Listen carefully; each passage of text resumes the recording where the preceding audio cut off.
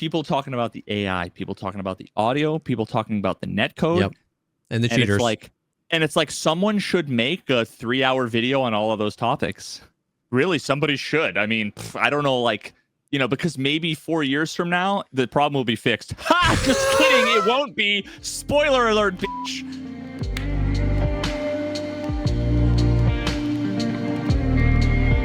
What's up, everyone? Welcome to the podcast, the show dedicated to talking about all the Pogcast things in life, like music, content creation, and video games. I am one of your co-hosts, JesseKazam. And I am Chief Special Investigator Veritas. Chief Special Investigator, Constable Veritas?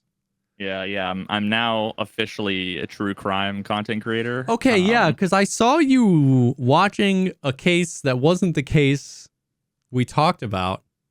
Are you still doing that video? And are you just like on the side dating this other case, or what's going on? Are you switching? I've ran out of material for the other case. To like watch. So, to watch, I have like the clay, all of the raw material, and now on the side in my free time, I'm molding the clay into the. Understood.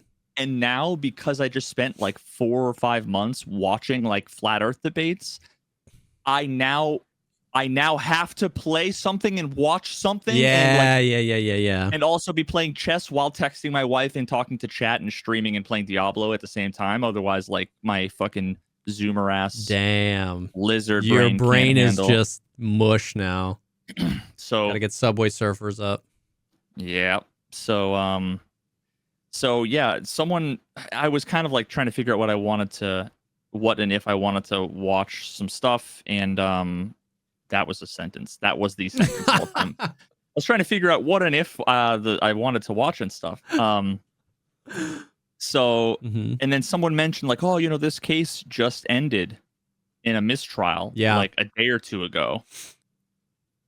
And I was like, oh yeah, you know, whatever. I kind of heard about it, but all I knew was like the name Karen Reed. Yeah. And it was just like, someone named Karen, like, I don't care about like a Karen. And then I found out that it's, you know, close to me. I'm in the New Hampshire area. This is like, this is down, you know, towns that are 30 minutes away from me. Like Boston PD. And once I heard about like the details of it, I was like all in. I'm like, I have to fucking hear about this. Yeah. But in working on my other project, which I'll just say, if anybody wants to look into the project I'm working on a video for right now, it's the Chandler Halderson case. Chandler. Chaz Halderson. Chaz Halderson. It's like, it's brought out the Harriet the spy, like ultimate detective brother. I'm literally finding things that no one found that are like material facts of the case. There's been someone who's been in my chat, who's actually like a professional defense attorney, and like, I've been like running a few things by him, and he's been like, dude, that's like spot on, you know, whatever. And I keep thinking in the back of my head, like, fuck, I would love to be the lawyer. Like, I'd be so good at like putting together, making arguments, you know, like putting together this kind of narrative to kind of get a jury on your side. Top V law. Oh man, it's been really cool. And also going through and putting together. So what I've been doing is putting together a timeline. Okay. Now it's buck wild putting together a timeline. Okay. From like 9 different adjacent sources of information. Yeah. So what you have is basically the son of two husband and wife that were murdered. Yep. And chopped up into pieces and zoinks. And scattered throughout Wisconsin. Okay. So you have the son, who was the only one living in the house with them, and his testimony over the course of a few hours being interrogated by police. where he goes through every day and starts to say, I did this around this time, I did this around this time. Then at the same time in another room, the testimony of his girlfriend. Okay. Yeah. And who also like keeps meticulous. She takes pictures of all of her receipts when she goes to Starbucks and like, so it's like screenshots, Snapchats, which have location stuff on it, and putting that on a timeline. Okay. Yep. And then comparing that to like material evidence, like emails, text messages with timestamps, yep, news interviews, dude. Then putting that alongside Ring camera footage, like the doorbell camera. Mm-hmm. I'm low key trying to see if like they will like sponsor the video or like Simply Safe or something. But yeah, because it wasn't even their Ring camera, right? It was the Ring camera across the street that ended up catching footage. Multiple neighbors that all had. Yeah, that would be a sick sponsor. So that's all time stamped, right? Yep. From multiple angles, multiple houses. Yep. And then you have, and then fast forward, and we now, because the trial was over 2 years ago. Yeah. So we have expert witnesses, like ones that do the cell tower analysis. Oh, interesting. And it's like, so you say, I'll just give an example. You say you're hanging out. He says he was hanging out with his girlfriend at 7 a.m. She says he was hanging out with him at 7 a.m. The cell tower records show he's at his house at 7 a.m. Mm-hmm. The Ring camera shows the car in the driveway. Yeah. She says, I left at 8 a.m. He says she left at 8 a.m. Sees her driving away. Then he says, I had to go to the doctor's office, which is like Southwest. Yeah. For an injury that, spoiler alert, wasn't real. Yeah. That the doctors came in and were like, nope, none of that happened. I didn't tell him this. I didn't tell him that. He didn't have an appointment this day, whatever.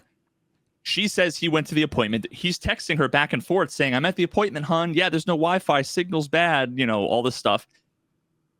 And rather than go southwest, the cell towers show him going northeast towards a landfill that was that was closed. And then the cell records kind of indicate that he went like a mile up the road over the bridge. And then the girlfriend has a screenshot of his Snapchat, his little avatar, in like a clearing near the river.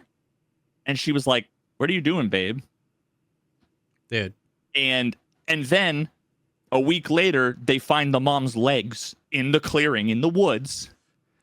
Bro, I feel like if you're going to create a fake place to be, a doctor's office for an injury is not the place.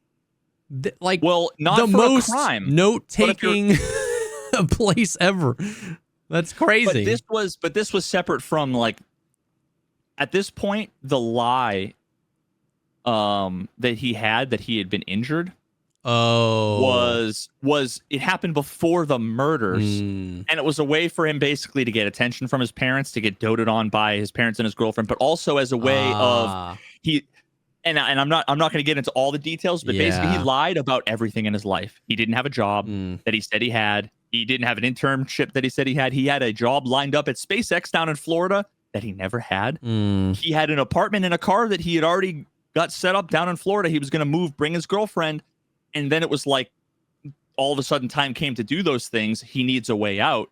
Oh, if I fall down the stairs, hit my head, hurt my neck, then that'll get me out of. So then he fabricates emails back and forth, with the company, and the doctor says, oh, you can't drive and you can't fly.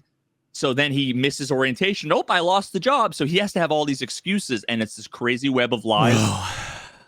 But putting the timeline together is like, oh, yeah. It's so satisfying when I have like kind of bits and pieces of a day, and then I read in like a news article from around that time a couple of years ago that like such and such a person did this and this, and I'm like, that had to have been at 2:30. It had to have been at 2:30, and then later on I find out in court they argued. They're like 2:30, we have this, and I'm like, yes, like it's just. Oh my god. this is the closest I'll ever get to like being a fucking detective. Yeah, dude, yeah.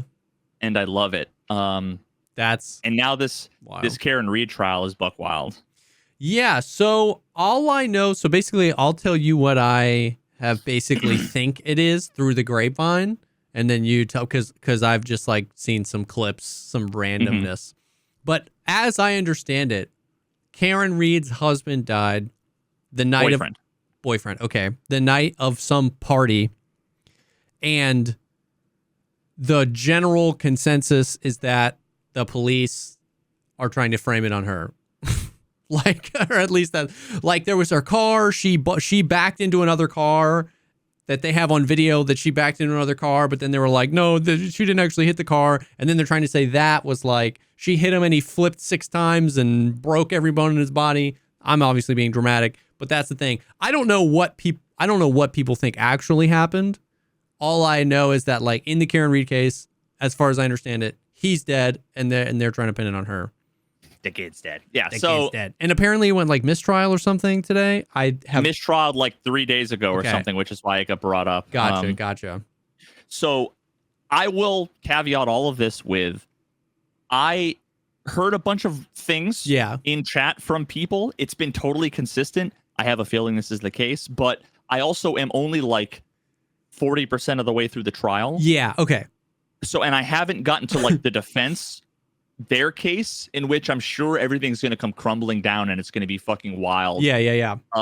But effectively what happened, here's the picture, and this gets to like the whole timeline thing. Yeah. You have like one story and another story, and when you put them together, you see like what's not line up. Yeah.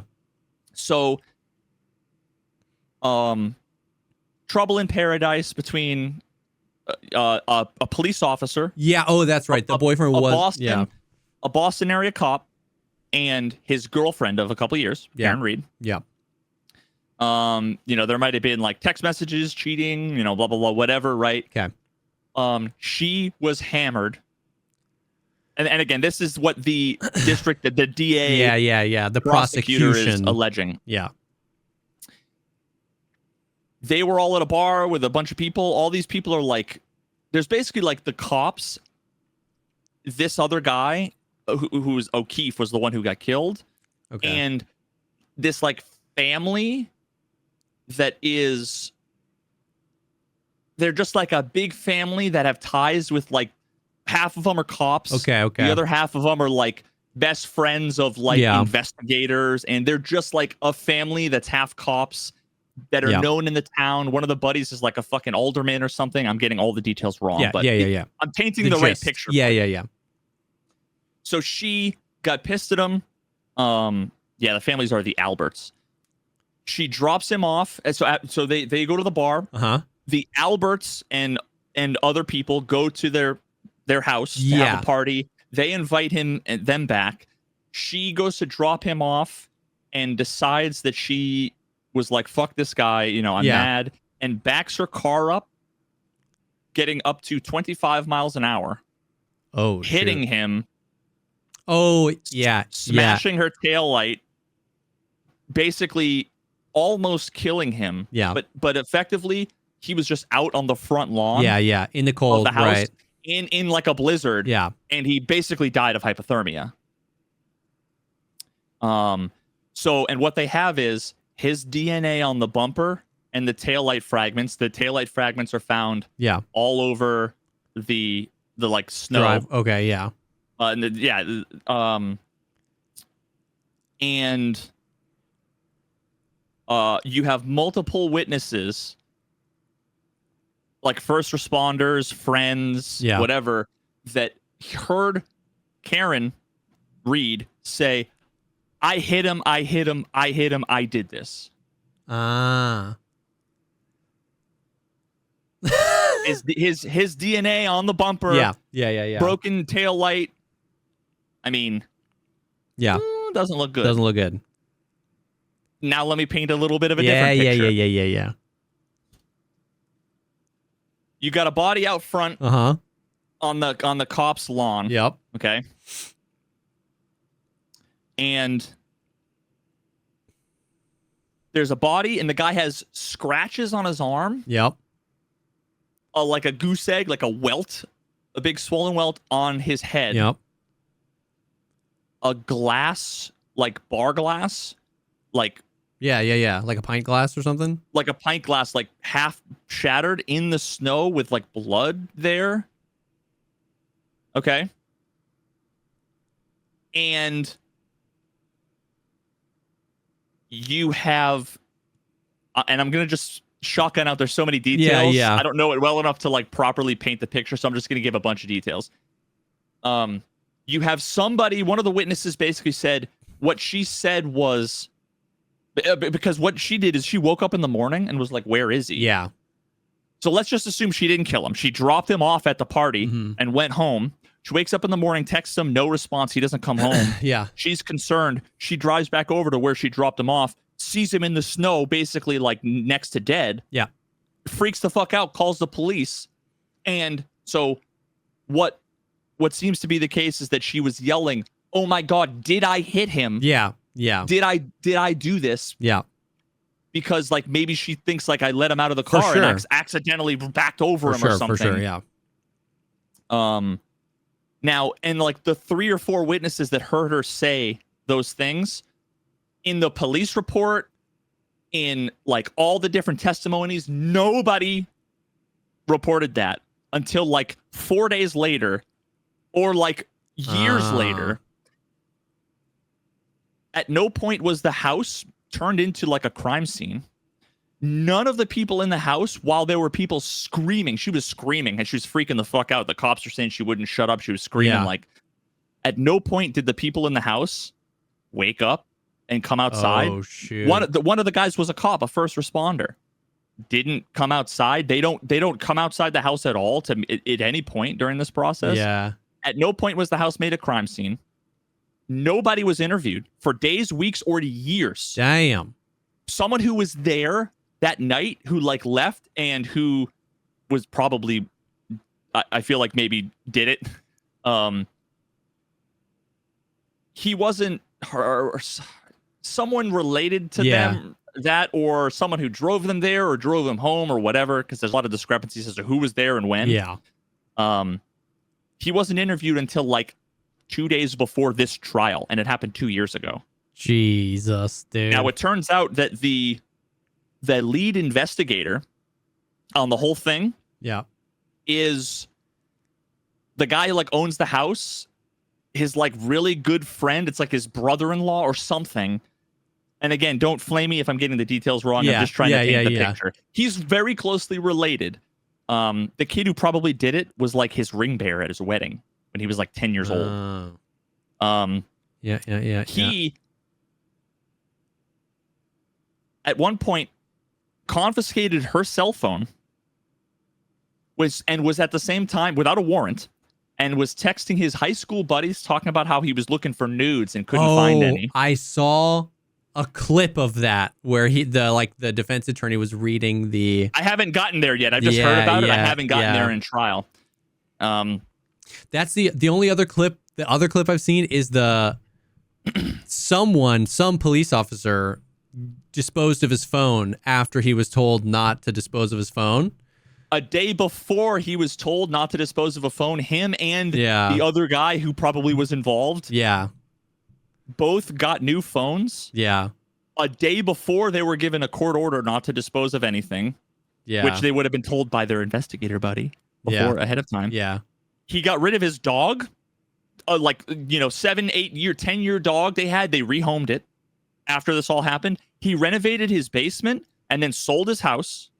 They got new phones. All this shit. Okay. Now,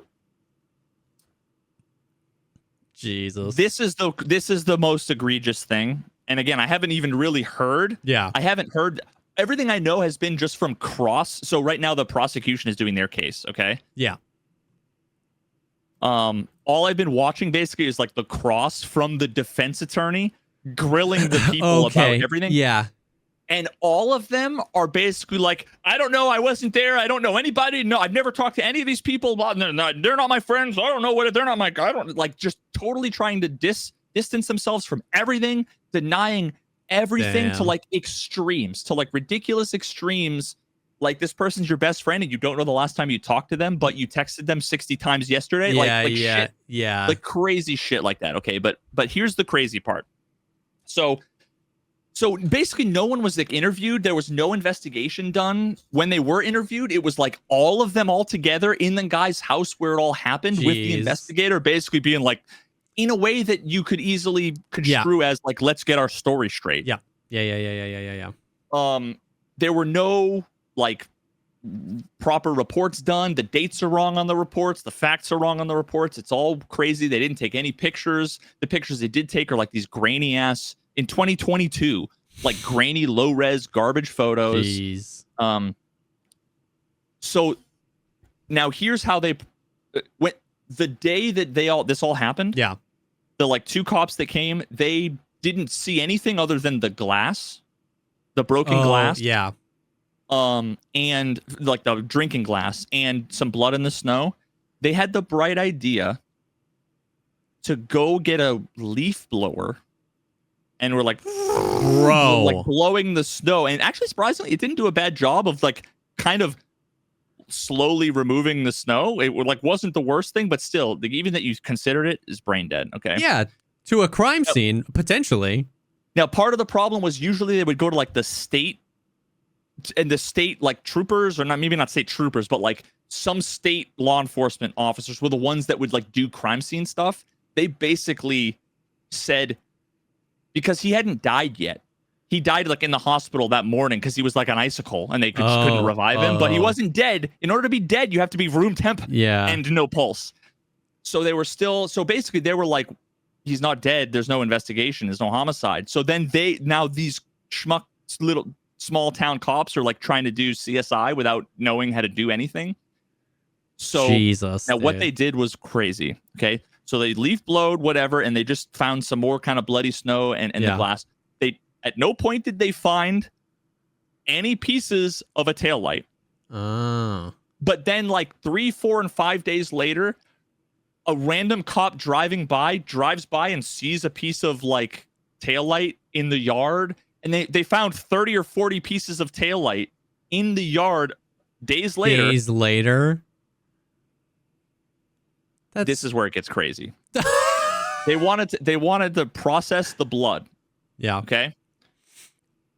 So what they did was they knocked on the neighbor across the street's door, and they got a Stop and Shop, which is like I don't know if they have that near you. It's like a grocery store, like a market basket. It's basically like a paper grocery bag and red Solo cups, and scooped up the blood in the red Solo cups.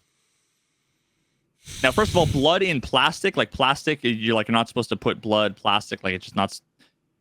But then they just put 6 Solo cups in the bottom of the bag. Okay. No evidence tape. There was no photos with like, you know how they usually do the photos with a little ruler? None of that. No reports, no paperwork, no nothing. Okay. But what they do have. Zoinks. Here's what they do have. There's security camera footage and photographs they have something called a Sally port, which is basically like a little garage. Okay. In the police station. Okay. Where maybe they do some investigative stuff. Now there's photos, okay, where you have her car that they like impounded or whatever. Yeah. And you can see like a broken taillight, and you can see pictures of the car or whatever, and it doesn't really look like really there's much damage or whatever. And then there's other pictures. I don't know if they were taken by the same people or a different time, but there's like a white rag on the floor. And then there's other pictures where that are in the same place with the white rag on the floor, just like from a different angle, where their brown paper bag with the bloody cups within feet of the bumper, almost as if you could just put like blood on the bumper if you wanted to. I don't know why they took pictures of it, but dude, what? Like, how, like, I feel like everything about your job is to avoid these types of coincidences, right? Like, procedure exists such that it can't be called into question. You know what I mean? The blood always goes in this way. It never gets touched in this way. It never goes in this room. There's no reason for it to go in this room. Like, obviously, we can't just from our little podcast booth announce to the world this is what happened. They just splash the blood over whatever. But it's like, it's your job to make it so that no one could ever even assume that based on these details, right? Like, which is why none of the people who were involved in the investigation that completely botched it should have even been involved in the first place because of conflicts of interest. This guy's your like really good buddy. And at no point did they ever confiscate any text messages. They just did nothing. And that's so I think what I think the narrative, I'll paint you a picture of what I think happened without hearing 70% of the case so far. I have a feeling that, and they all claim that the guy O'Keefe, that he never showed up at their house at all. They never saw him. And then he never made it. Basically, like, she hit him in the driveway and they weren't any the wiser. I have a feeling like he went over there, may or may not have, one of the guys that was there was one of, I don't know if he was another cop or what, but he was one of the people that was like sending flirtatious text messages to his girlfriend. And there's also rumors that like there's some sketchy shit with the family, like that family, the Albert family, may or may not have been like had some issues, whether it's corruption, I don't know. But I just heard like rumors of he might have been, O'Keefe, the one who's dead now, might have been like possibly trying to like out them. Yeah. So I think she probably dropped them off. He went inside. Some kind of altercation ensued. Yep. Either with like a hothead son who I just watched right before this was like sending Snapchats to people being like, I'm going to fuck you up. Like super threatening, whatever. Yeah. And there's picture after picture after picture with him with bloody knuckles. And he's like, I've never been in a fight. I fell down and caught myself with my knuckles and slid, like crazy bogus shit. Okay. I have a feeling like here's what probably happened, or this is what I think happened. From if I was a juror, this is what I would think at this point. Son's a drug dealer. Gotcha. He was in cohorts. Okay. Yeah. Okay. I bet you there was probably an altercation. He probably got in a fist fight. Yep. And they probably beat the shit out of him. And the scratches on his arm. So the dog that they gave away, it's a German Shepherd too, which is already like, was like already had attacked someone who was like a stranger in the past. Chances are, in the past, sent 2 people to the hospital. The dog probably jumped on him when this was all happening. That's why he has scratches all down his arm that people that like they like experts testify that there's no way that like the collision could have happened the way it happened. His injuries weren't consistent with whatever. He has dog scratches on his arm, a fucking big ass welt in his head. I wonder if he got smashed over the head with the glass. And they probably just threw him out the front or out the bulkhead in the basement or whatever, and just figured he'd like wake up and leave. And he probably just didn't get up, and he probably just died. And then that's when they went into panic mode and were like, well, now we gotta fucking. And the saddest thing is that this guy, so there were like 2 kids who's like their dad, I don't remember the details, but like their mom died of cancer, their dad died of something else, and then like they went to like live with, and again, I'm getting the details wrong, but they like went to live with like their uncle, and then like the uncle died, and then they went to go live with this guy O'Keefe, and then he died, and this guy was like a local hero. Jeez. Like he did some shit that like he was just well known as like a real nice guy. So it's like, and surprisingly, I watched the interview this morning. The brother of the guy who got killed, he did an interview with the news yesterday or something, and he's like fully convinced that she did it. Oh, crazy. Which I was really surprised about. Yeah. Like, whoa, what? I would have assumed he would have been like, fuck the police, because So it went to mistrial, right? What does that mean? So I don't know why. It doesn't surprise me because nothing at any point of this was credible. Nobody was. Everybody had conflicts of interest. Shit was definitely fabricated. People were lying. Yeah. But there was also another technicality of this was that the whole police department and all that shit are under federal investigation for like misconduct and all kinds of shit, but the jury cannot know. They're not allowed to know because that would potentially like taint, because it's in trial. They're not like, oh my God, nothing's been like litigated fully. So they are basically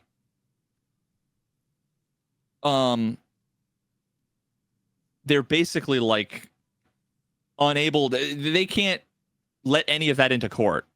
So they keep having to say, like, when they're talking to witnesses, like, you testified in another hearing about you did this on this day at this time and this time, because everybody's just lying about everything. And, you know, these people don't remember what they said 2 days ago to their lawyer about like a murder trial, but they remember that I got home at 10:05 on that night. And then the dad is like 10:05 you got home, and the mom's like 10:05, and it's like, have you talked about this? Nope, we haven't talked about it. And it's like, you remember you got home at 10:05 because that timeline has to match up with like, I was at home and I got right into bed. And that's crazy, dude. Yeah, so there's a million ways this could have gone to mistrial. I haven't gotten there yet. But basically, it either if this is gonna go to retrial, then I guess the DA has to like figure out, can we make a case with all the bullshit, and I guess that'll be to be determined. But apparently the jury was deadlocked for 3 days, and one juror, I'm assuming that there's 12. I didn't realize this. It has to be unanimous. Yeah. If you have 11 people that are like, yeah, you did it, and one person's like, no. Yep. I've heard that.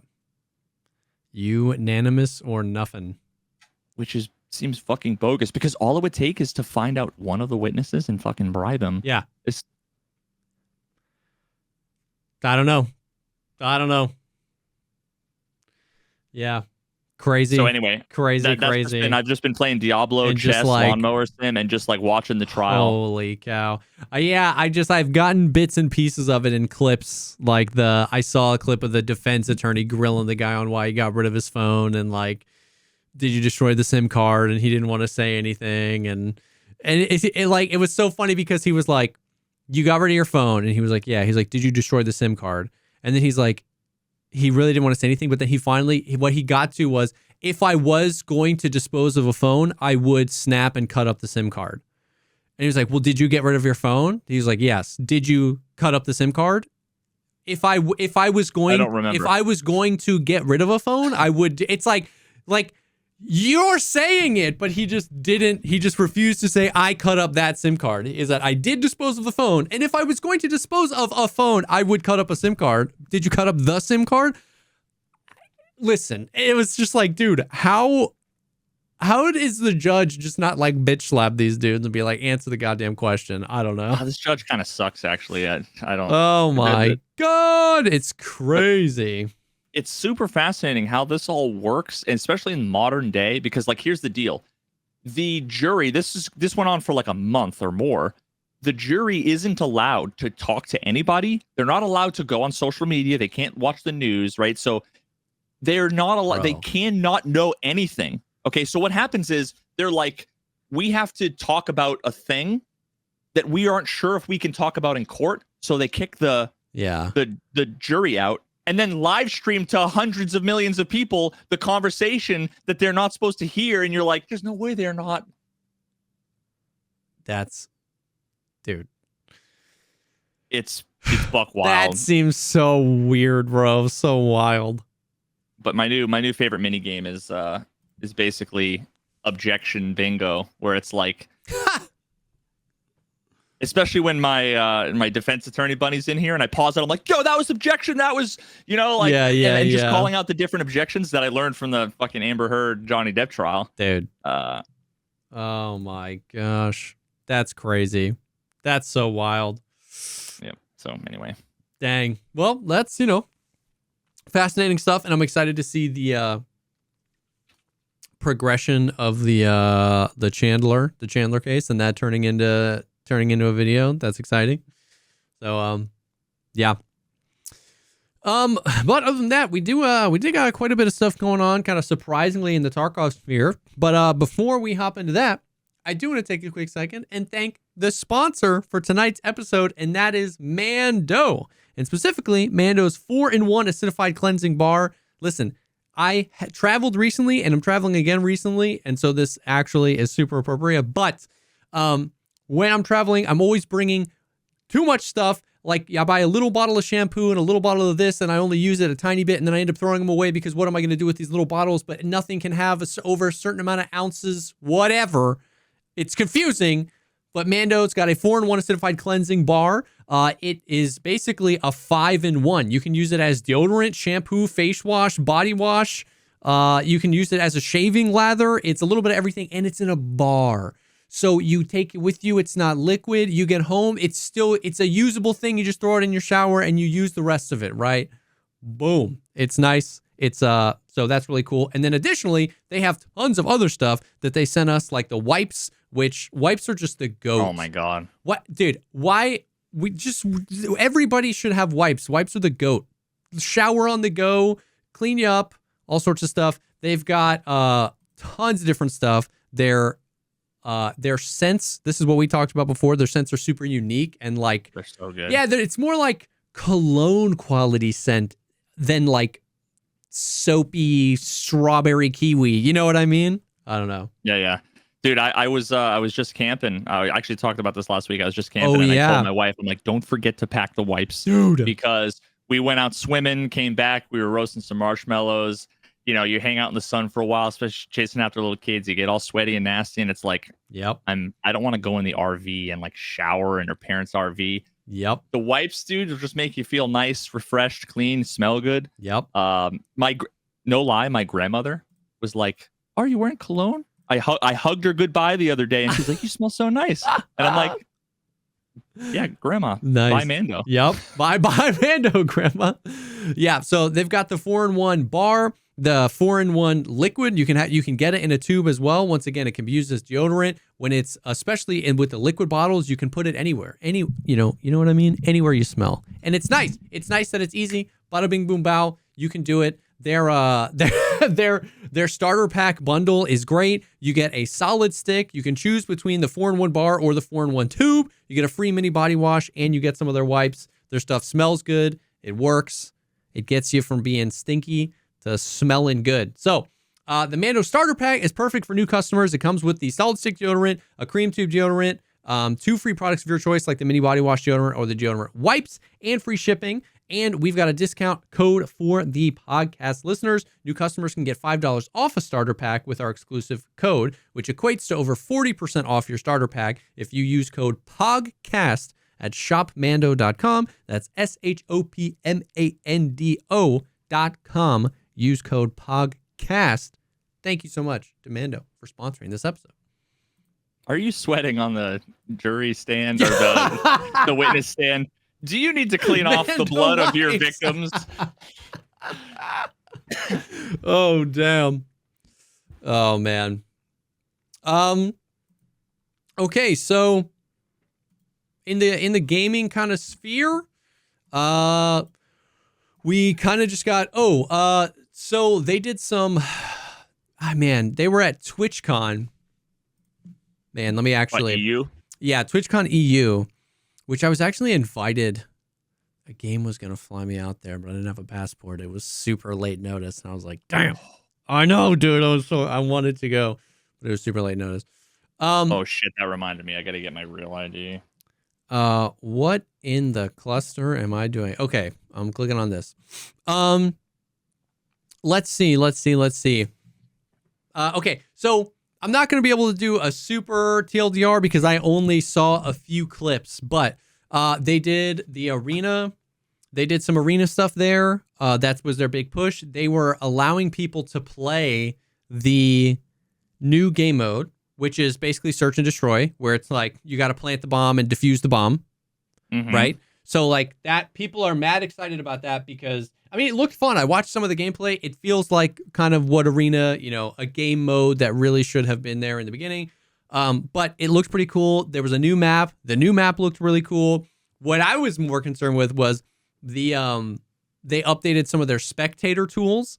So now, like, if you know how, because in there they've had like, you can go like free cam and look around if you're a spectator, or if you're a spectator, you can just like view POV each person. You can like click between. Yep. What's now is cool is that when you're playing and you're in spectator, but if you're a predetermined spectator, you have wall hacks as well. So there's an outline of everybody, which makes the viewing experience so much better. Because let's say we swap over to Philbo and he's holding a corner with a bolty. It's like, okay, let's switch to somebody else because you're looking for action. Now that same scenario, you switch and you see someone walking. Now there's this automatic built-in intensity where like, is he going to peek? If he does peek, is Walker going to hit the shot? So that kind of stuff made the viewing experience a lot better and actually made me excited to like run some like tourneys with my community or whatever, because it just like, it looked pretty cool. So that was cool.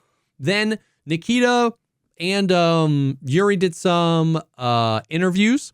The Nikita interview, I got sent a couple of clips.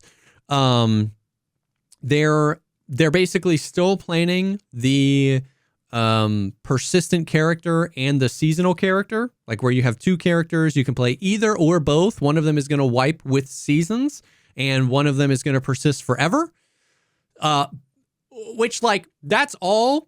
I just keep being surprised that they keep confirming that that's what they want to do, because we don't know how that's going to work, but he didn't talk anymore about that.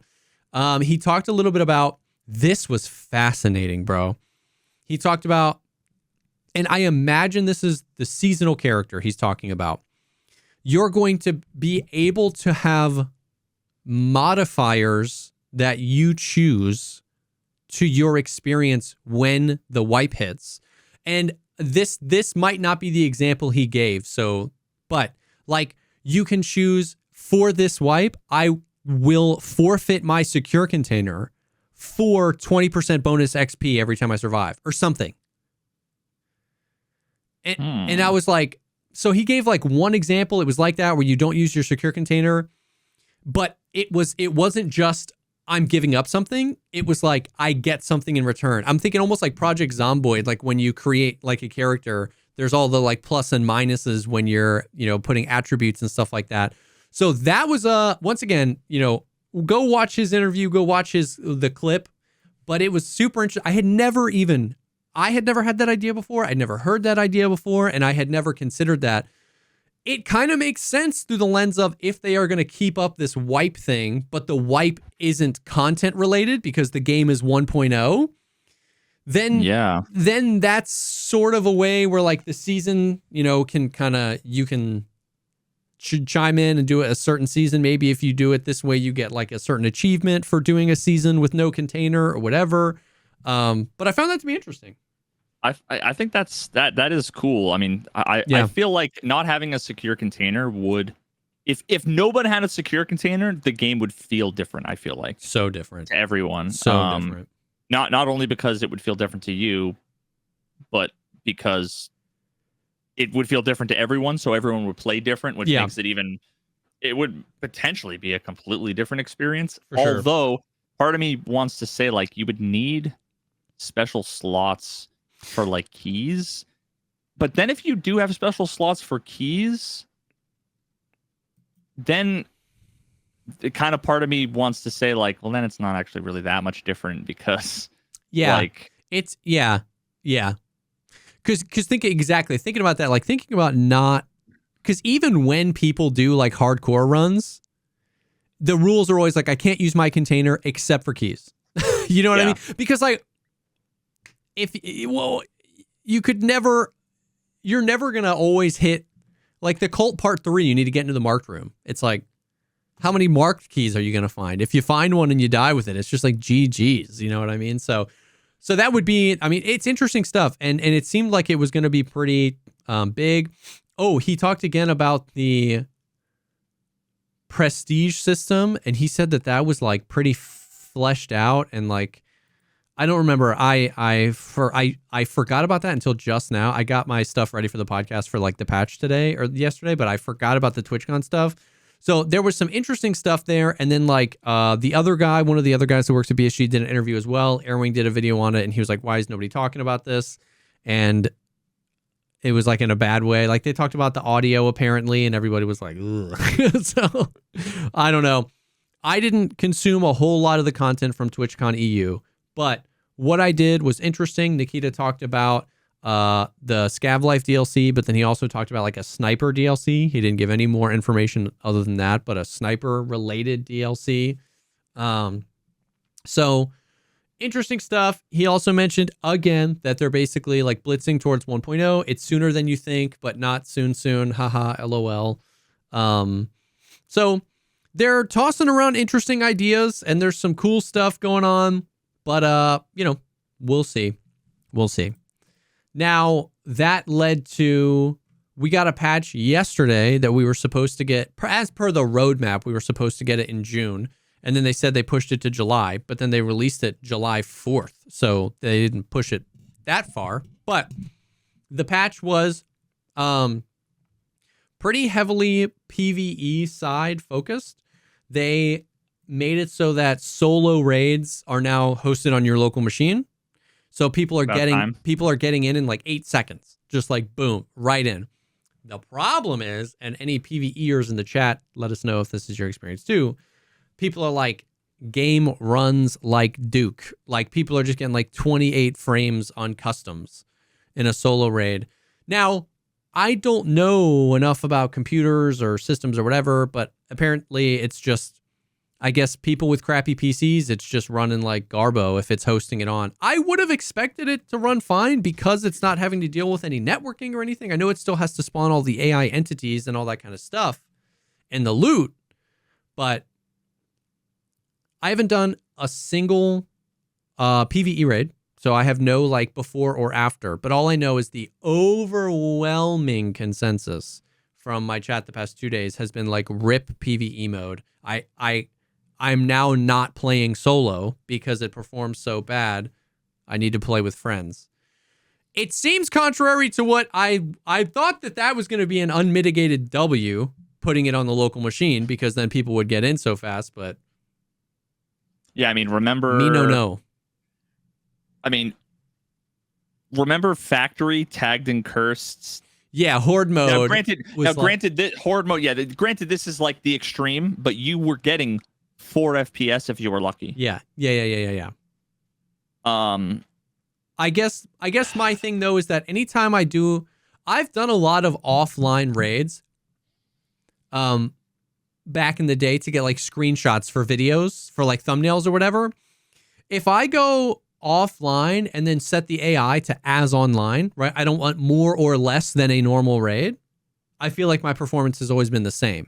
If I click it to horde mode, I was getting 7 FPS, but the PvE mode is essentially as online, right? It's like it's the same amount. Yeah, but I always felt like as online also felt like it was 10% of really what as online. Maybe. Like yeah. Whenever I wanted to test, I mean, granted, it's hard to know, but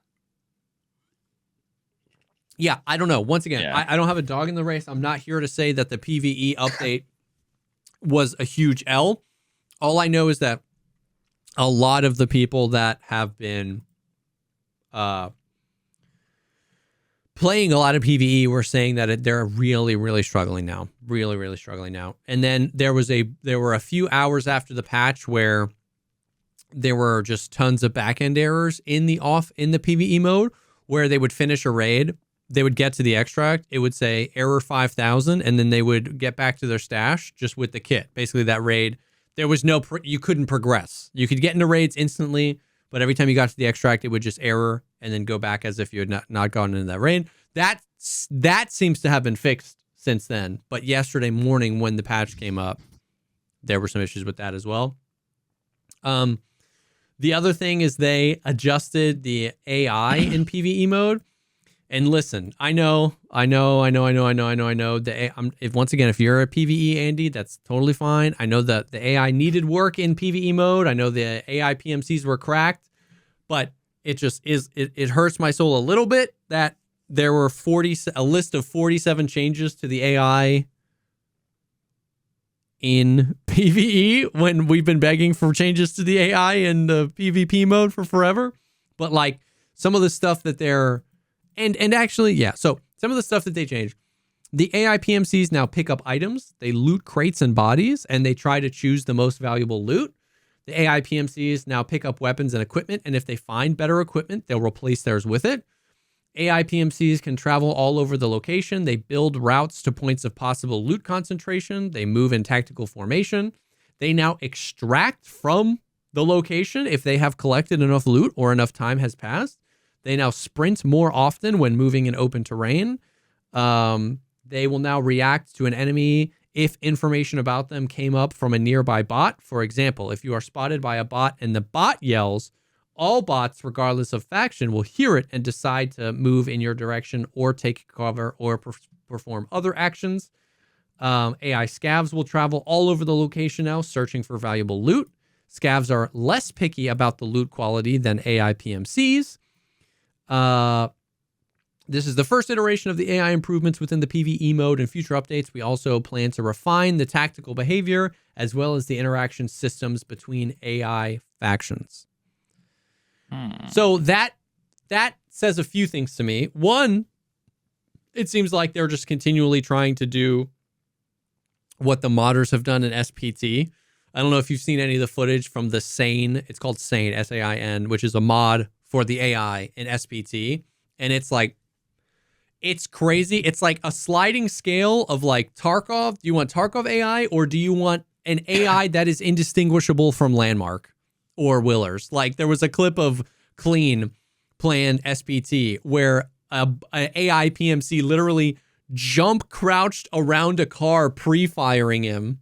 I saw that. Yeah. That's the one clip I've seen. That was AI. So that's like basically the Sane mod allows you to choose anywhere between that difficulty and like normal Tarkov AI, which is crazy. So it kind of, when I read all this, I was like, okay, they're trying to add more variety and do what the modders have done really, really well in SPT already. The last thing though in this section, which is really got me interested. Are you watching the video? Wait, I'm watching the video right now, and the first thing I have to say is, you know, the staircase at the bottom of factory offices, but like outside the doorway, looking into the office, that little office area on the first floor. Oh yeah. So I see a guy like he's like up on the stairs, the little stairs into the doorway, looking, and I just see the AI, and all you see is a flashlight, and the fact that the flashlight's like, it's just moving. The fact that the flashlight's moving, and it was moving for like 15 seconds straight, is just instantly, I'm like, that couldn't be an AI in Tarkov. Because what you get with AI in Tarkov is they stand there and then like check their mag, and then they yell something, and then they walk out. You just die. But it just looks like, I almost feel like I expect him to like jiggle peek or something. It looks totally unpredictable, and damn. Yep. Meanwhile, there's a compass on the bottom with fucking comic. Dude, don't even. Yeah, looking at SPT is depressing.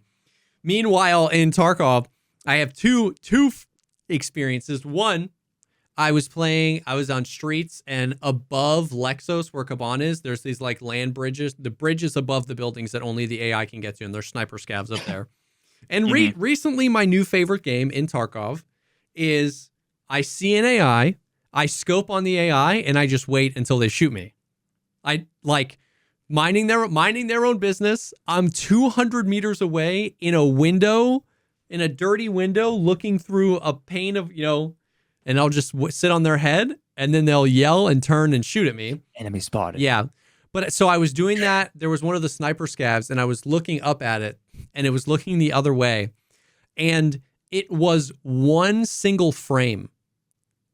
It was locked onto me. Like, it didn't turn. It didn't move. It just snapped. One frame. It snapped and locked onto me, and I killed it, and we laughed about it.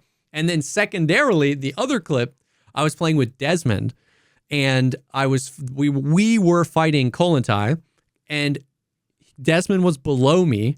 We were in the new mall and streets. You know, all that you need to know is that I was a floor above Desmond. Okay. I look and I see a Kollontai guard crouched and looking down, tracking Desmond through the floor. Okay. So I put my reticle on his head. And when I click, by the time it took me to click, that same thing happened. One frame, he turned and shot me 6 times with PST-GZH and killed me in the arm with 9mm PST-GZH. And my reticle never moved. My reticle was on where his head was, but because he rotated, and it only took 2 frames that time. I literally frame by frame it, we counted. 2 frames, he snapped to me. He hit me 6 times. The kill shot landed in my arm after he was tracking Desmond through the floor.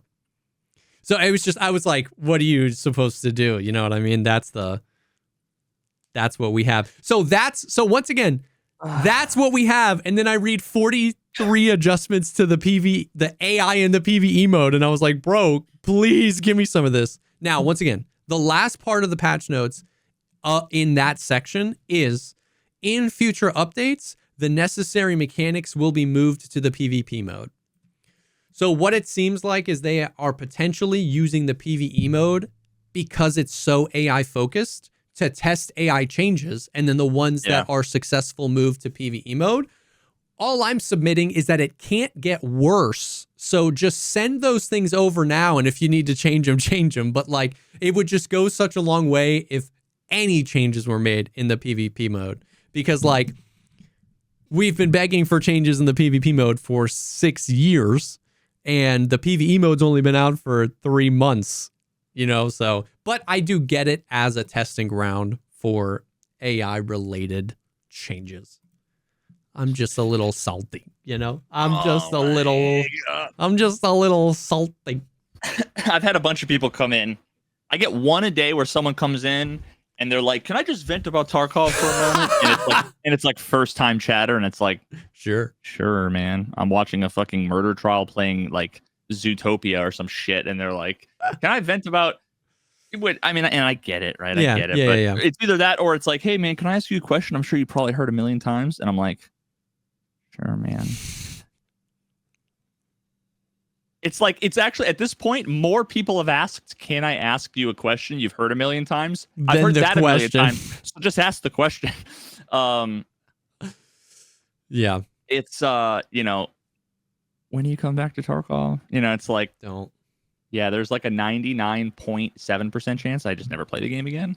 And there's like a 95% chance I don't play Arena again. Yeah. Slightly less, but still high. But everything I hear,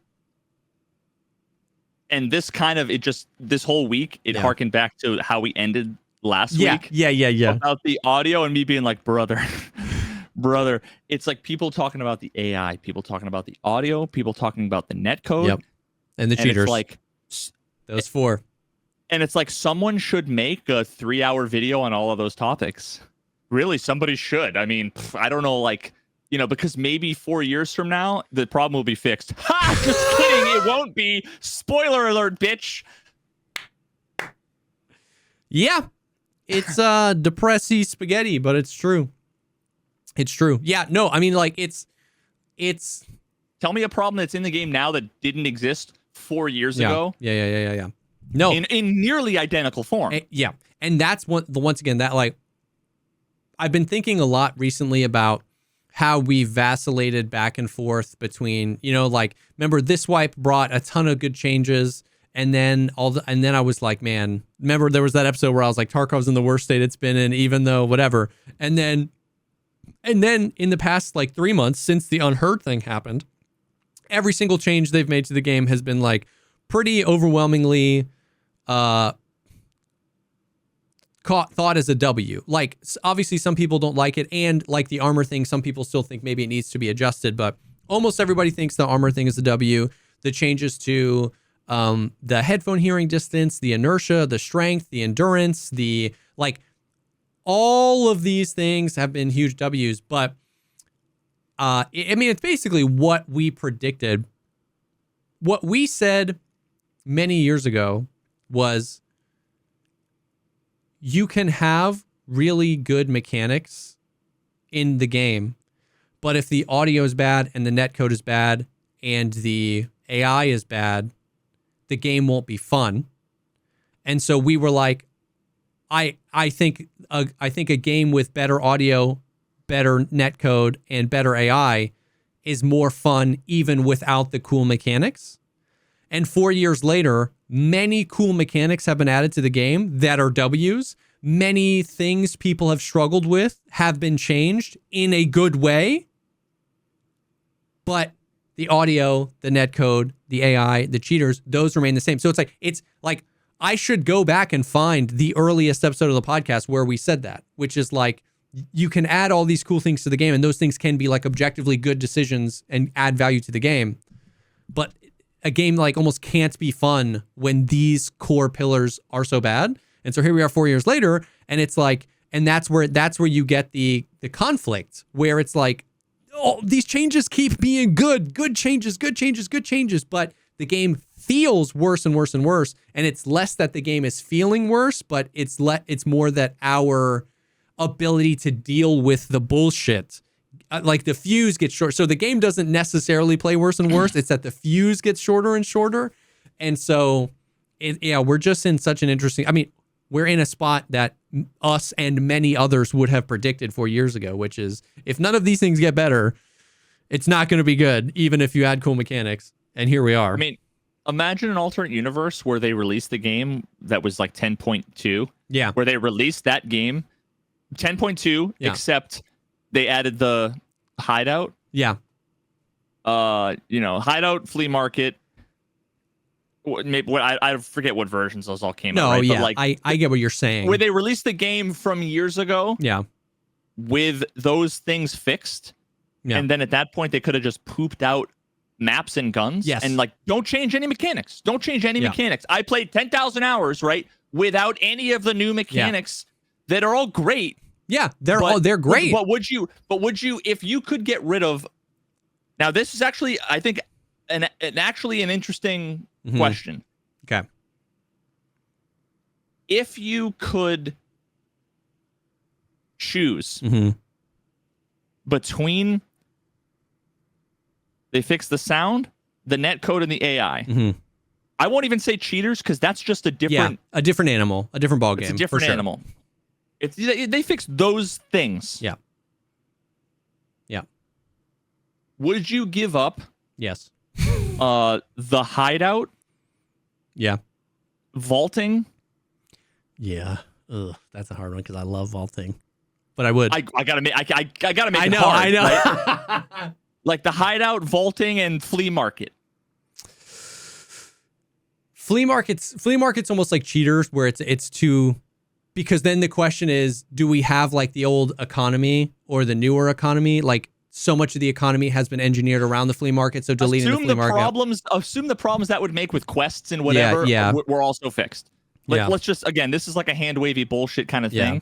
It's to be honest with you, to be straight up honest with you, at this point, I know that the listeners of the podcast are going to assume, well, of course he's saying this. He's trying to make a point. Like, I genuinely, if I spent a year considering this and pondering all the implications, I truly believe in my heart of hearts right now that there's nothing I wouldn't give up in the game for, in our hand wavy scenario for, better, like passable to like decently good audio, networking that obviously still, due to the laws of physics, has some level of peaker's advantage, but isn't 3 business days of peaker's advantage, and AI that once again is not indistinguishable from the human race, but AI that is like just thoughtfully done in a way that, when in doubt, errs on the side of being a little too easy than a little too hard. I would give up vaulting. I'd give up the entire hideout. I'd give up half the guns we have. I'd give up 2 traders. Take me back. I'd give up streets of Tarkov. I would give that map back. Whoa, Jesse! No. It's okay. You don't have to go that far, bud. I would give that map back and never play it again. So for those changes, here's the thing: what if there's been periods of time where like the AI was like fun and because it was kind of brain dead and Yes, whatever. yeah. Imagine the AI that we had on that date. Mm-hmm. Imagine Steam audio Mm-hmm. with or without the like weird beginning of the raid unlock the door across the map, which was the worst thing ever. Yeah, it was back in the day. People were mauling, and I'm like, is it really that? No. You know? So Steam audio, the AI that we had in like October of 2018, Yeah, and the performance that we get after they made a couple of like in the first week of most wipes, where it's like, yo, everything feels snappy and good. Yeah. So like literally things that they've had multiple times in different various states for the last 4 years of development work. Yeah. I hope that answers the question for why I have just stepped away, because I can't have these fucking conversations anymore without losing my mind. For sure. And as always, I want to say, if you're new to the game and you're like, man, I don't feel this way, that's good. Like, I'm not trying to convince you to feel this way. The only thing is that we ask is that you, like, the last time you died to somebody that had no audio, just imagine that happening to you 5,000 times. Can you just think that might get old? And I might then, like, because that's where it's at. Like, because that, like, we have on video, very well documented, a good period. You know, I went back and I listened to like 5 minutes of the earliest podcast that we put on our podcast channel. It was like podcast like episode like 30, 32 or something. And we both were so excited about the game back then. And then there was a period of time in there where like you were like descending into madness, and I was like trying so hard to bring you out. I was like, no, dude, just give them time. They're so, like, trust them, man.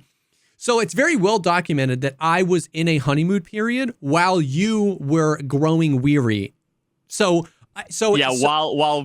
we were in like an abusive relationship where we're both having affairs. And... So I say that to say, that if you're new to the game and you're like, man, I really don't feel this way, know that I felt how you feel for a really long time. Basically, what we're saying here is that the ingredient of time, where the things that frustrate you a little bit, but they don't frustrate you that much because they're so much fun, just in your mind, add time to that equation. Does, surviving a raid get more or less fun when you've done it 10,000 times? Well, the edge kind of comes off and you still want to survive.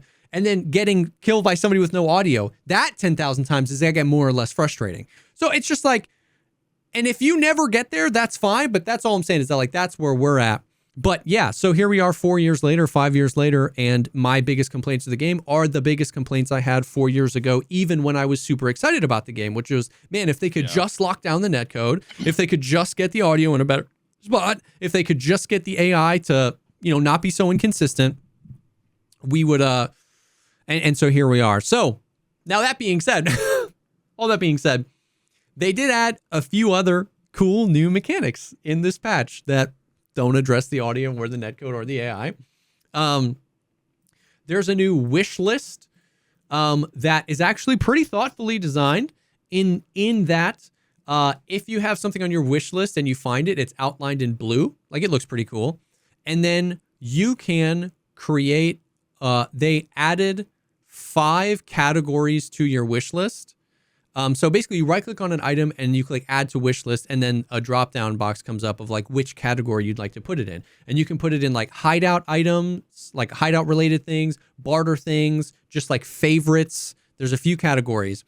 And then each of those categories has a tiny little logo associated with it. So if you're like looting a filing cabinet and you needed light bulbs and a light bulb, the light bulb has a blue, a blue thing around it, and then a tiny little logo that looks like the hideout logo in the bottom corner. So it tells you it's on my wish list and what category of my wish list it's on. Do you get to define a quantity by any chance? Like, I need 3 bolts. No. That'd be kind of cool, though. Okay. No. Because I always remember you look at the list of like all the quest items and you need like 9 horses. And it's like 2 for this, 3 for this, and 5 for this. And I never know, like... Yeah, how many do I need? That'd be cool. But you've got the categories. It visually looks nice, and it tells you what category it's in. At any time, if you've like over the course of a wipe, you've added a bunch of things, you can purge the entire wish list instead of having to go through and find each thing and right click and remove from wish list. There's just in the settings, it just says purge wish list. And then also in the settings, there is a game setting where you can say anytime there's a hideout thing, like basically you can have it automatically add anything you need to upgrade your hideout to that list. So early wipe, you don't have to go manually do it. If you need light bulbs for Illumination 2, it's just going to automatically add it to the list. And then once you install Illumination 2, everything you need for Illumination 3 just gets added to the wish list. And then the light bulbs fall off your wish list. That's nice. It's nice. And that's in the game settings. And then you can turn that off. So you can say nothing gets automatically added to my wish list. My favorited crafts, anything I need for a favorited, the little heart craft gets automatically added, or anything I need for anything hideout related gets automatically added. So there's like levels to it. You can clear it. I was like, yo, this is sick. That was designed by someone new there. I promise you. Because that's the kind of thing that like when they would implement the feature, they would implement it in a way that was like cool, but these 92 things could make it like gigas awesome. Yeah. And I would, I'd always be like, oh, they don't have this feature, they don't have this. That right there is like, that's the thing I would be bitching about in the alternate timeline where I'm still playing and they implement that feature. Yeah. It wouldn't be there. And I'd be like, oh, and then I would make a short talking about how this. You have 10,000 people that would all say, that's a great idea. And then they would never do it until I stopped playing the game 3 years from now. Yeah. So it works well. It is funny because someone said that was copied from SPT, probably Kappa. It was. There's a wish list feature in SPT that's very similar. I don't even care at this point. Just put it in the game. Anyways, it works. Here's the only thing though. The guy, the veteran BSG employees, they got their hands on it right before they shipped it out the door. You know how when you right click an item in your stash, that the menu that pops up has been growing ever longer? Because it was like, at first it was like inspect, use. Then it was like filter by item, required search, linked search. And then it was... They didn't change the order, did they? The top up, this, that, and the other. The wish list one was added to the top and pushed everything down one. So all of us with thousands of hours of muscle memory on where to click, everyone's clicking the wrong one. They should have put it at the bottom because then everybody would know where to click. So literally, it's funny because at first I wasn't even going to bring that up because it seems such like a streamery nitpick thing. But I've had 400 people come into my chat and just giga-mauled and be like, I keep using my syringes in my hideout because I'm clicking use instead of freaking linked search or whatever, or I keep inspecting this. And so I was like, hey, I'm just glad it's not just me. It's not just like a streamer thing. Everybody's doing it. But yeah. Should have been second last. Last should always be discard. Agreed. Yeah. Yeah. So second last. Yeah. There are certain like human interface guidelines that need to be, and that's there. The thing, is that it just feels like somebody was playing the game when they made that, but somebody that plays the game didn't test it. You know what I mean? Somebody in the office that's level 68 would have in 2 minutes been like, ooh, we got to move this. It's great. It's a great feature, but we got to move it. You know what I mean? But if you've clocked 8 hours, you're like, this looks sick. You know what I mean? So it was that. So that was great. Now, another thing they added is in-game feedback surveys. They added a community feedback survey system within the game labeled surveys at the bottom. Completing surveys helps us improve the quality of the game based on community feedback. Players can earn in-game rewards for completing surveys. This is exactly what I'm not even taking credit for the idea. This is exactly what almost every content creator that's ever played the game for more than 50 hours has come up with the idea, which is that like they should just put a poll system in game and collect feedback from the community, especially recently because Nikita's been just like spamming Twitter polls, but then you only engage with like the most chronically online people that are following BSG and following Nikita, you know what I mean? So getting putting it in the game is great. They don't have one up yet, but I'm really excited about it. Because yeah, I'm just excited. I'm excited genuinely for both ways, where if there's something I've been saying for a really long time and people are always like, you streamers, you just want to make the game hard, easier for yourself. But then 98% of the people that have filled out the survey agreed with me. It's like, suck my nuts. You know what I mean? But then I'm also excited to maybe check myself, where if there's something I'm like, everybody would love this. And then they do a survey and I'm in the 1%. And I'm like, okay, maybe I'm a little out of touch. So I think it's good.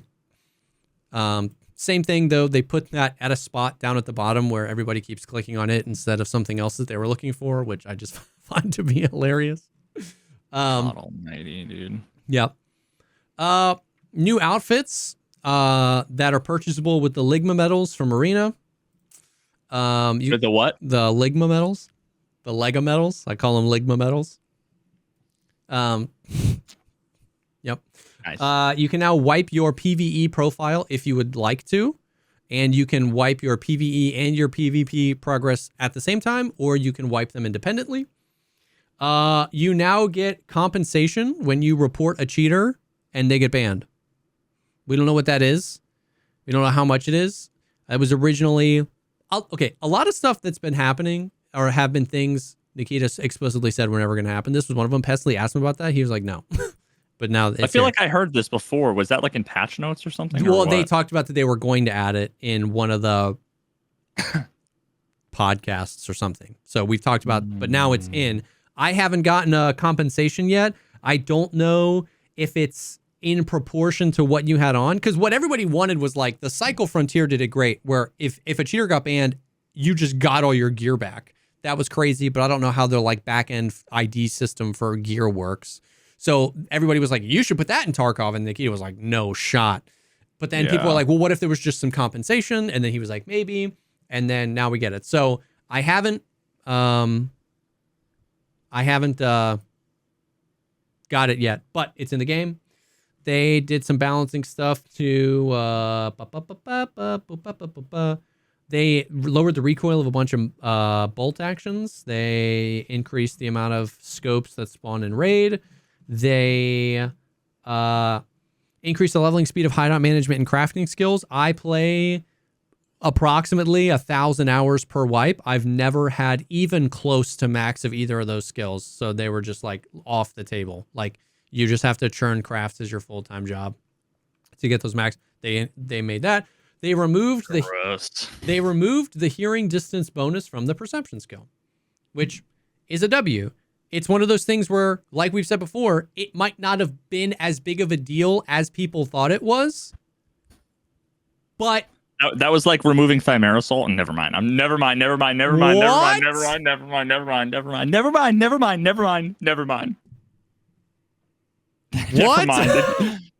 Never mind.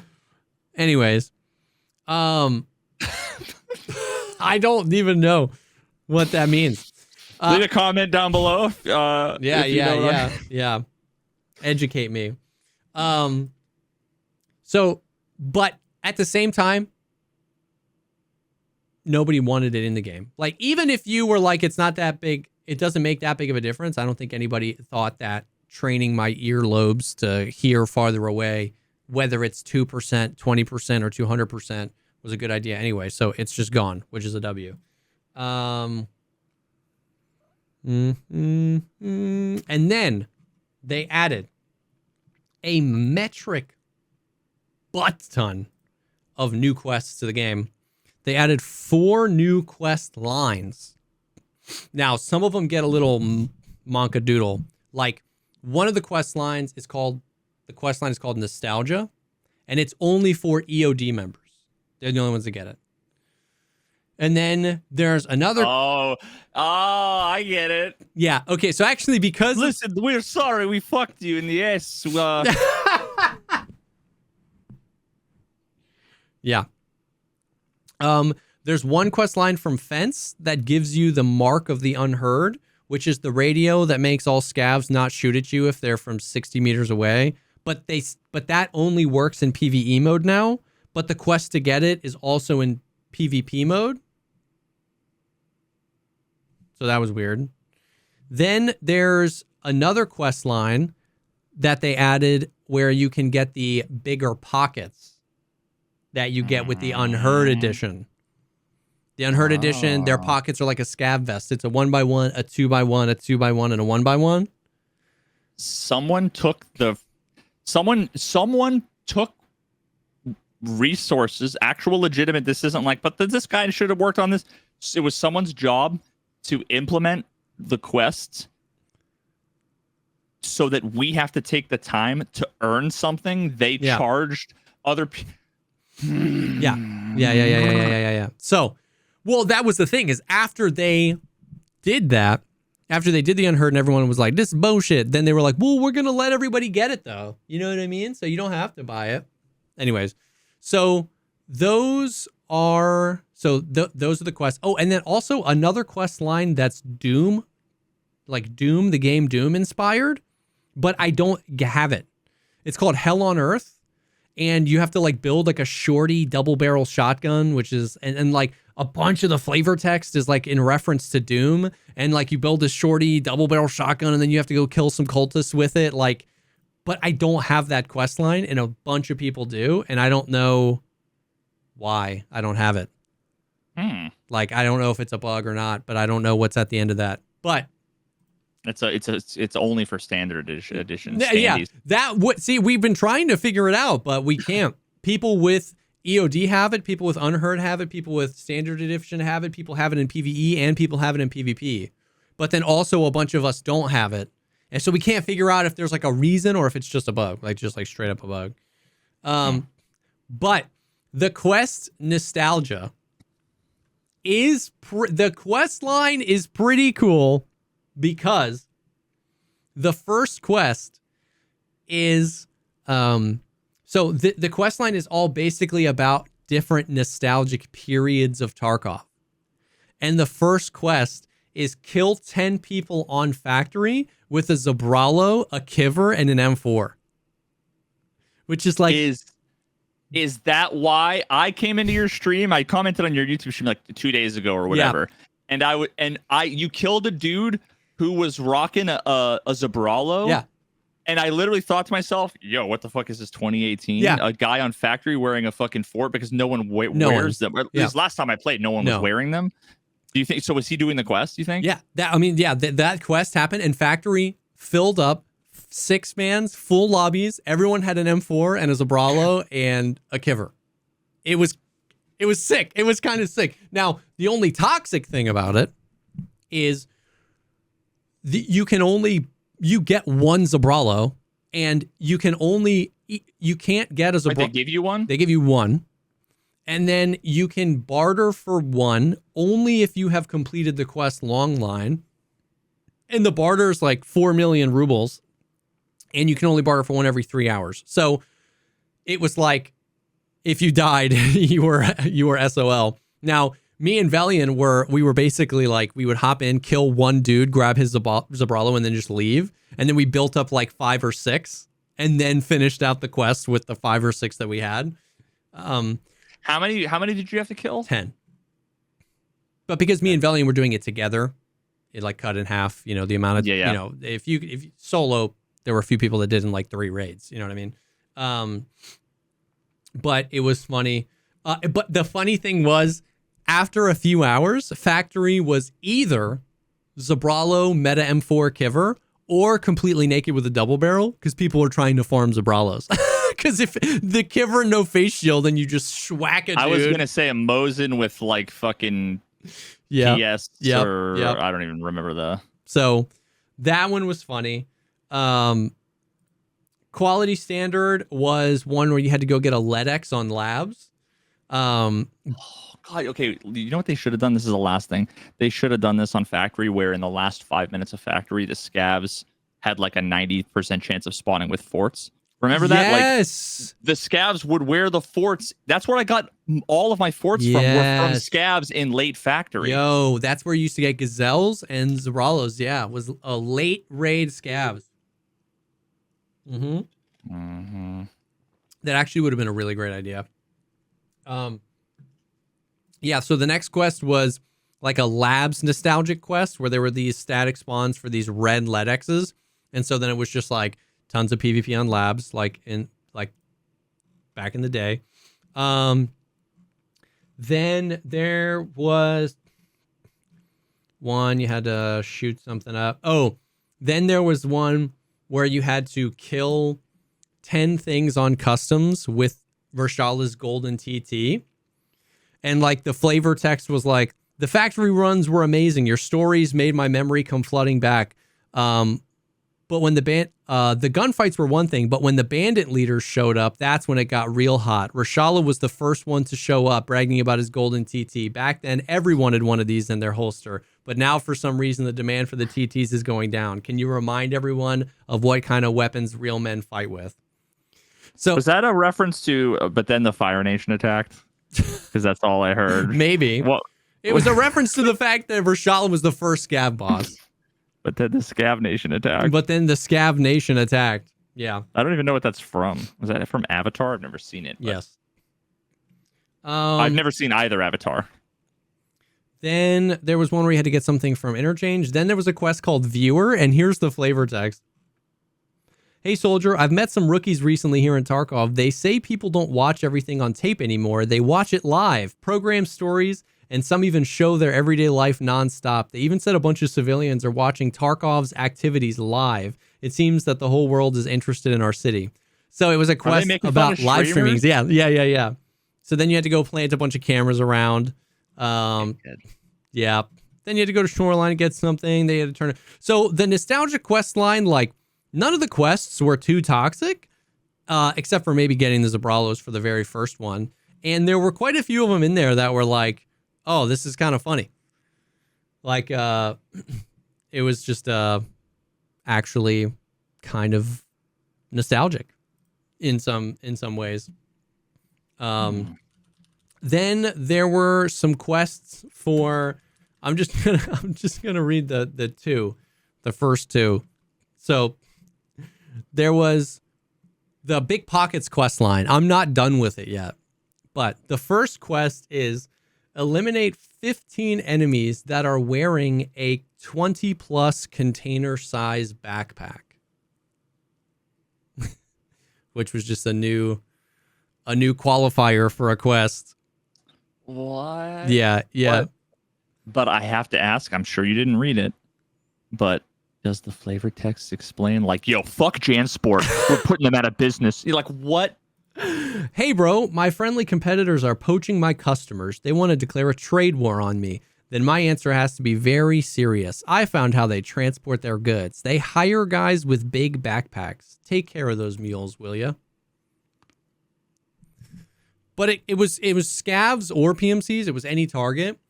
And 20 is the size of a scav backpack. So a scav backpack or higher, scav or PMC. Honestly, add any dumb shit you want into the fucking game. Any dumb shit you want, right? Yeah. Just justify it. I'm actually happy that they did that. Yeah.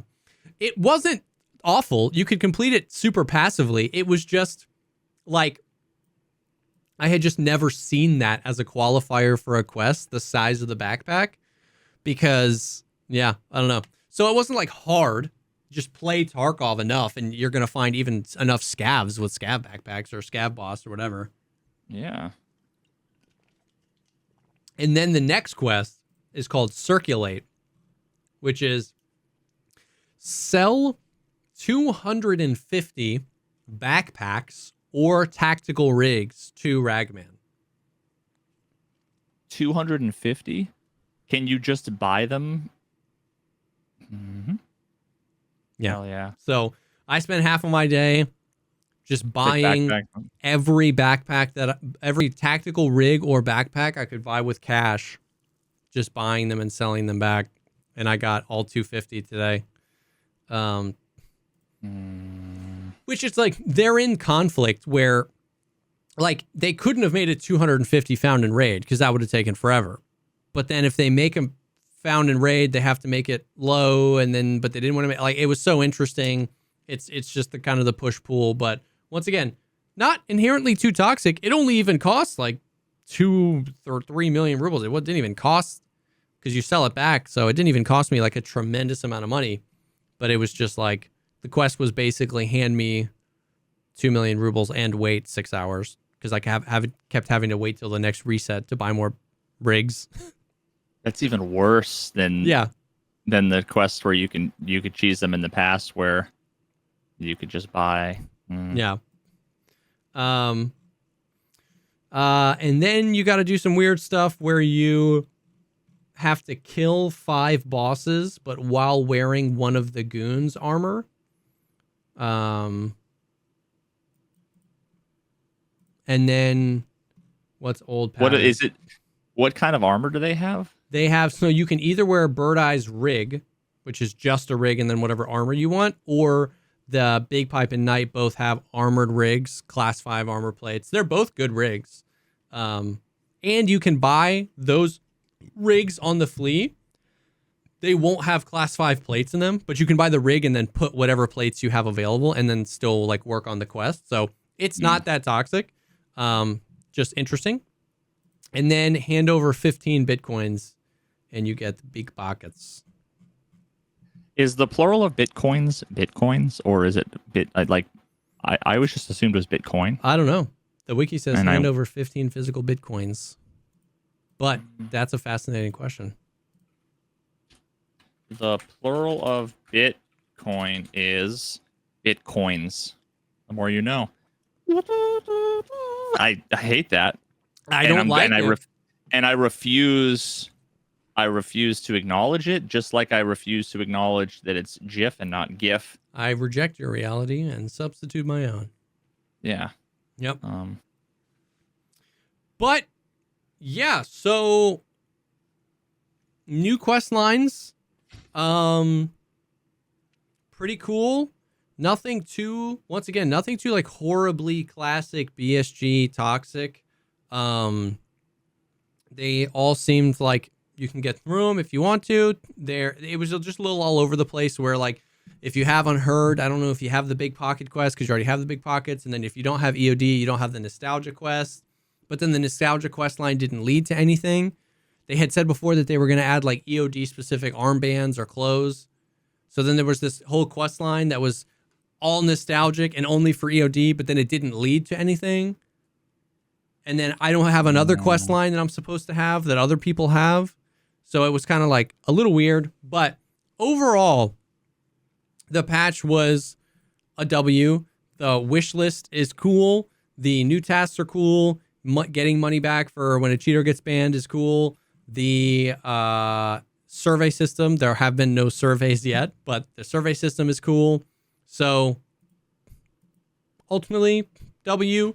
The PvE mode, people were a little frustrated because there was the back-end errors and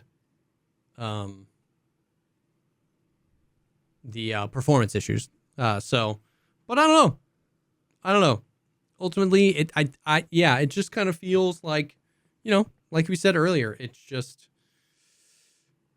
I find myself even saying that, where I would give it all back for better audio. You know what I mean? Just like a few times a day, something so egregious happens and I would give it all back. Because like, when you think, it's funny because now that I think about it, all those, those 3 things, like we said, are the 3 things that we've talked about the most frequently. Cheaters, once again, is a 4th, but is a different animal. But it's like, it's 3.5 things, because it does what I'm about to say, which is that ultimately in a game where like you're supposed to be rewarded for not only skill, but also like preparation and knowledge. Like this is a game where like skill will save you just as much as map knowledge, right? Like map knowledge can help you get away from a fight, even if there's somebody that's better than you. Knowledge of like where a quest is, it's supposed to really reward you for that. What all of those things represent is annoying, but it's also just a complete removal of the experience from your hands, right? You know what I mean? When somebody, like we showed that clip on the podcast last week where No Generals was just running at me as fast as he can in a straight line and there's no audio, right? When that happens, like the game has not allowed you to play it in that instance. Like, it's just, it took the experience away. When you're aiming at an AI, you know what I mean? And in one frame, he 360 shoots you. You only hear one bullet. The server registers 11 shots. You were robbed of that experience. When you're 3 feet behind a wall and you fall over dead, even if maybe technically that guy got the shot off, it feels like you were robbed of your experience. When a cheater speed hacks up to you and kills you to take the Lennox you were about to pick up. So it's like, Tarkov is supposed to be a hard game, but that's what makes your experience being robbed from you feel that much worse, because you are supposed to die to the AI sometimes. You are supposed to die to a malfunction sometimes. You are supposed to die to a scav boss being tanky sometimes. Like, these things aren't all inherently bad. Like, they are a part of the experience, but the whole experience gets muddled when you die 15 times in one session, and 7 of them were your fault, and 7 of them you had no power over. Mm-hmm. That doesn't provide a super like fun experience.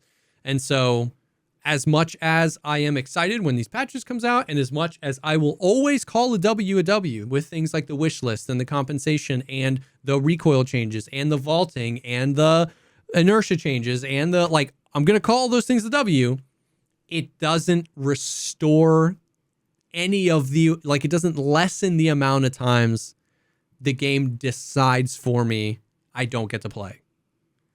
And that's the number that has to go down. Yep. In order for the game to be to grow more fun over time as opposed to less fun over time. The number of times the game decides for me what my fate is.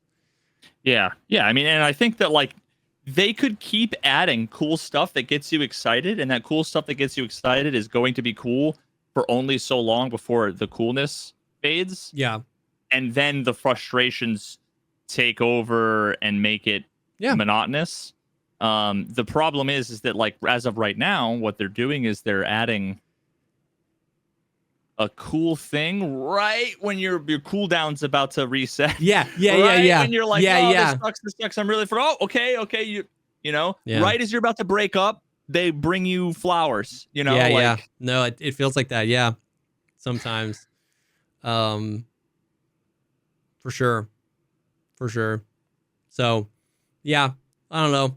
There's levels to it. There's a lot of stuff we've talked about. I mean, I don't really care to get into it, like, you know, too deep, but it just, I want to continue to call a W. I want to continue to applaud when mechanics come into the game that are actually well thought out and put in a good way, and that are, like, materially, like, the wish list doesn't do anything for me now, but, like, it's going to be so nice when the wipe hits. Like, it's going to be such a good thing when the wipe hits. And I'm super excited for the wipe, you know, now knowing that's going to be a part of it. So it's like, I want to continue to do that, but, you know, at the risk of sounding, just like the jaded old man, it won't matter.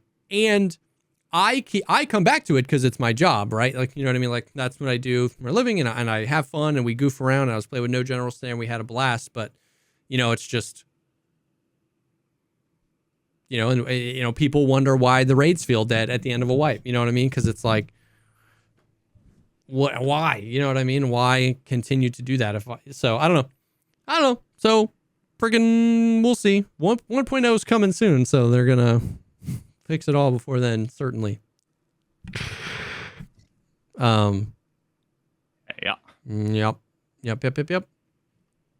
So that's pretty much all the Tarkov stuff. That I could think of. Is there any other, like, gaming related shenanigans that happened this week? I feel like there was, but I feel like there was too, but I don't know. Yeah, no, I don't know. I mean, I could always tell. We could do a quick story time, and I can tell my GTA 5 RP. Oh yeah, because that's gaming related. Let's do that. It's been too long since we've had a proper story time. We need, like, a fucking... I need, like, a story time jingle. Yes, dude. Yes. We need a jingle jangle. So I RP'd once. Ever? I got convinced to play time. GTA 5 RP. Okay. And within about an hour, I was permabanned from the server and not allowed to partake anymore. And What did you do? I did what I felt was... Now, people who are like big into RP, maybe you have a different opinion, but I felt as if I did like the ultimate like fun, hilarious thing. Okay. So, a huge part of like role playing in these games, right, is like creating funny, fun, memorable experiences, right? So now you also don't want to be like running around like if you're a criminal, right? Yeah. If you're just playing GTA, you're literally just running everyone over. You're doing crazy stuff. But if you're doing RP, you don't want to like shoot the instant you like get caught by the cops, like shoot them, whatever, right? Yeah. So here's what happened. I was like rolling with a bunch of people that I had just met, whatever. And it turns out they were like, all of a sudden some shit went down at like a gas station and they ended up like holding the gas station attendant like hostage. Okay. Now, I don't remember what the details were. It's been like 3 years. Yeah. I just remember I was outside and I remember like coming back into the gas station. Imagine if you're like, I'm just going to go and fill up the tire, and all of a sudden you go to walk in and you see gun, getting pointed at the teller. And I'm like, back up and just kind of like, what the fuck? Like, I don't know if I want to walk in here and get involved. So then all of a sudden, you hear the cops coming like, fuck. So I like run and go up over a hill that's like above the gas station. Uh-huh. And I'm just like overlook in the like watching the cops pull in and they're like, everybody come on out with your hands up. It was like a standoff for like 20 minutes. And it was kind of like, how does this end? Yeah. Because they were refusing to come out. And it's like, does it end in a firefight? Is that really what you want? You just want to shoot each other and that's the end of this thing? Yeah. So I'm like, I think I could make like an interesting twist to this. So I like snuck up and got in the cop car and pulled away to try to be like a distraction so that maybe my guys could get out. And then honestly, I was just going to like dump the cop car and like we would just resume. But to me, honestly, it felt like we were in a stalemate. It was fucking boring. Nothing was happening. There was nothing, Yeah. And I'm like, I'm going to mix it up. Now, granted, I didn't like read the rules or whatever. Yeah. But apparently stealing a cop car is worse than shooting a cop in the face. Like they would have been happy if they got in a gunfight. Yeah. And without question, I was literally driving the cop car away. I was like 8 seconds after I got in the cop car and it was like, you've been banned from the... It was like, wait, what?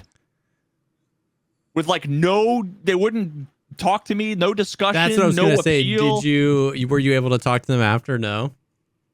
And it was like, guys, like I wasn't trying to troll. I honestly just thought that was like an interesting twist. Yeah. To like, imagine the crackhead steals a cop car and all of a sudden the cop's like, oh shit. And then they run away. And then all of a sudden they turn around and the guys who were holding them up go out the back door. Yep. As somebody who lives in Florida, that's a very realistic thing that could happen in the middle of a firefight. Somebody steals a cop car. Yeah. The RP stuff is it's so weird. I've never done it, but I've heard stories because it's like, it makes sense that there have to be rules because the point is that we want to separate this from, just like regular GTA. Like, we want this to feel... There needs to be repercussions. Exactly. So that makes sense. But then sometimes it feels like that aspect of it can get taken too far. You know what I mean? Where because I forget what it was called. It was like playing your life or something. When I was playing with Summit, I was playing Star Citizen with Summit, and he was just joking around, and he like pulled his gun on me, and I pulled my gun out on him, and he made like a joke. He was like, "Oh, you'd get banned from an RP server," and I was like, "Wait, what do you mean?" And he was telling me about that, where it's like, in real life, if somebody had a gun on you already, the overwhelming majority of the time, you wouldn't like pull your gun out. Draw down because they're going to shoot you. They're going to shoot you. So you need to regard your life, not NVL, not valuing your life. That was the thing. You need to value your life as much as possible like you would in real life. So you need to make decisions, which was funny because if I had hopped in a GTA RP server and somebody pulled a gun on me, I would have immediately pulled a gun out on them and I would have gotten banned, and I didn't realize that. But then we were talking, I was like, that does make sense because most of the time that would mean the RP gets preserved. You know what I mean? But sometimes humans don't value their lives. Sometimes humans steal cop cars, you know what I mean? And go rogue. But see, that's the thing. Yeah, there should Holding be someone at some gunpoint leniency. in a standoff with police, to me, is more NVL than getting in a cop car as a distraction. Yeah. So, but that's what I'm saying, where it's like, because it's like the RP experience can't be too clean because life isn't too clean. People do weird shit all the time. Those are the stories we hear because we hear that and go, why would he do that? He could have died. You know what I mean? Like, I don't know if I've got the chops for RP. It's obviously amazing content, right? Like the fact that GTA is still one of the top viewed Twitch games 13 years after its release, almost entirely on the back of RP. Like, it's obviously great, but I have heard stories like that where the rules of it kind of get in the way of potentially funny or fun experiences that don't necessarily harm the server. Yeah, and I understand, like, you don't want everyone just constantly stealing. Like, there needs to be, but again, it's just like one of those situations where I would have just assumed, like, first of all, I'm a content creator. I'm not just some random, because it was me and a bunch of fucking nobody, you know, not that I'm anybody, but also, like, I'm streaming. You can see my perspective. Yeah. You would just, like, assume that. Yeah. And people were complaining about the server was dying and whatever. And it's like, I maybe would have come back and kept playing if you had just maybe given me a warning. It wasn't in bad faith. I actually, like, went, first of all, they didn't, like, tell me any rules or anything. Yeah. I vaguely recall that there was, like, a few, like, ground rules. Yeah. Told to me by, like, the people I was playing with, like, my buddies. Like, one of them was one of my mods, I think. But, like, you know, I wasn't given, like, a list of rules I had to, like, agree on in a Discord server or whatever. So I don't know. I just would have thought that, okay, there's a warning. Like, right, I get it. But also that, like, I just hate when it's like rules are so strictly held to that, like, sure, you can't do this, but someone who's first time in this situation, I don't know maybe people in chat can say what's the solution. You either get in a gunfight with the cops, right? Yeah. Or you surrender and then go to jail. Yeah. Like, what's the other? Yeah. Why does this need to take any longer than 4 seconds? The cops show up. It could have been. It's predetermined. Like, either you're going to jail or you're getting shot. So, yeah. It could have been. It could have been way funnier. Imagine if I got in the car, stole a cop car, and crashed it into a tree across the street. The cops get distracted. We get in a foot pursuit because the standoff was like 4 minutes or something. It wasn't long enough to be like, okay, I'm going to jail for 8 seconds of fun RP. Yeah. Like, I'm not about to go to, like, Skyrim jail and actually have to, like, spend the next 2 hours, like, waiting in real time or whatever it is. And once again, dude.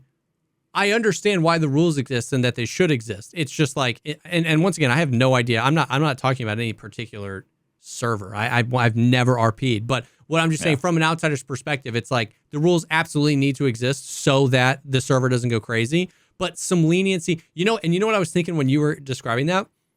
You know what I feel like? Who would make a great, like, god figure, like server admin, like a really good Dungeons and Dragons DM. Yeah. Where, like, it's not about what is the rule. Like, there are rules in Dungeons and Dragons, but the experience is more important than the rules in Dungeons and Dragons. And so, like getting, like, 5 or 10 great D&D like dungeon masters to admin an RP server, I feel like would go crazy. If everybody just trusted, if everyone involved was on board. Yeah. But I'm assuming that like with the rules you can being just a little join fluid. an RP server and they probably get one troll every day that they have to ban for whatever. For sure. And I understand that like I'm indistinguishable, but at the same time it's like, hey, I'm a streamer. It was a misunderstanding. Yeah. And they were just like, nah, man, fuck you. Like it's against the rules. No, no tolerance policy. And it's like, oh man. Yeah. Sick server. Like, yeah. Jesus. Dude. Yeah. The more I think about it, the more I feel like that would go hard. Somebody, like if Shroud or Summit orchestrated that, where they got like 10 server admins that were like all D&D people, and like, you know, only these 200 content creators were whitelisted. You have to agree. It's like, hey, there are rules, but this is a flexible place. And it was like an isolated thing where like random people can't join, but there's enough people. And like, I feel like that would be crazy entertaining to just like let some people push the boundaries and let the server admins sometimes be like, nope, can't do that. But sometimes be like, all right, let's fuck them up. See what happens. Yeah. You know what I mean? That would be sick. I had an idea for a long time. When I was in the super creative, I wanted to either like with either like Kerbal Space Program, or I was throwing around the idea of maybe with like GTA 5. If you imagine you had someone who was like the DM, who was going to be the mastermind, who could come up with a story for the city, and imagine they had like 10 people, maybe mods from a couple different channels that were like actors. And they run you through a campaign in the world of GTA where it's D&D.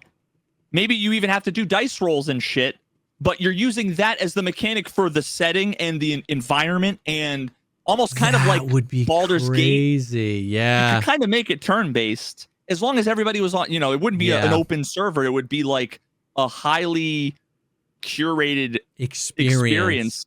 I feel like would be fucking incredible. And honestly, I'm sure there's gonna be like, yeah, that exists, dude. Just look up blah blah blah. And, you know, it's I feel like that would go hard. Like that could be sick.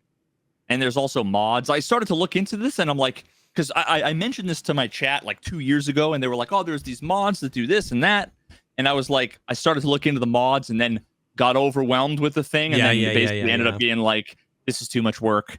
I don't have the resources at the time. Dude, that would be crazy.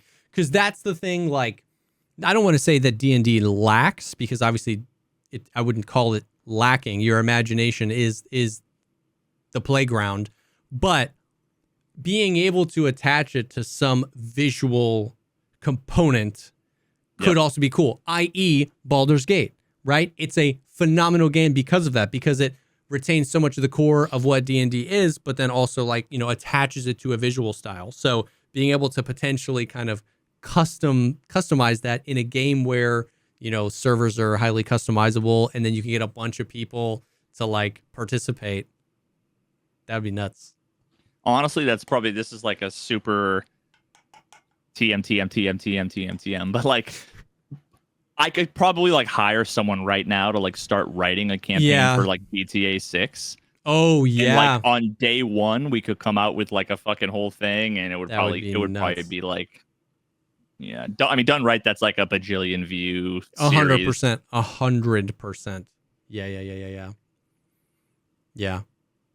Because you know GTA 6 RP is gonna go crazy. Like as soon as it's only launching on console initially, right? Though I think PC release later, which is where all the mods are for RP servers and stuff. I think, I don't know.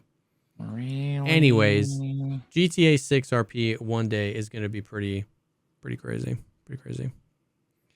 You guys are aware that Rockstar purchased the entire company 5M, right? I don't know what that company is. I'm sorry. Anyways, so nice little story time. Story time. But yeah, that's gonna be the new story time. Story time. Yep. Sample it, rip it, skip it, ship it. Rip it. Oh God. Rip it. You think what I'm thinking? Pop it, twist it. No. I'm gripping right now. Grip it. Grip it and shift it, boy. God damn. The memes, dude. The Yeah, memes the that have come out of that. have been. There's like I saw somebody. There was like 75 animated fucking emotes in someone's chat. Oh, Might have been like Asmongold. Oh my god. did you see what Should've posted? Like the day all that was happening. No, on Twitter. Yeah, he just bought, like, I know what he did was he bought one off the flea and then set this up. But the picture was just a Dr. Disrespect armor sitting in the nursery on Streets of Tarkov, and he was like, "Yo, new spawn?" ? Oh Yeah, dude, Should've is quick with it. It happened like hours after the news broke. Should've tweeted that. Like, he is a meme lord. Holy savage. Yeah. Meme lord. Anyways, so yeah, that is the stuff. That is the podcast this week. Thank you guys so much for hanging. Thank you for joining. Thank you for being a part of the conversations. If you want even more unhinged conversations like this, you can go to patreon.com/thepogcastpod, patreon.com/thepogcastpod, where you can get early and ad-free access to these episodes if you missed part of it, and one additional episode every week, where we go pretty crazy. We go sicko mode over there. So Insano mode. Insano mode. Insano style. X Games mode. Thank you again to Mando for sponsoring this episode. Thank you guys for being here. Thank you for the continued support. We appreciate it. So you guys are the best, and we will definitely see y'all on the next one. Stay out of jail.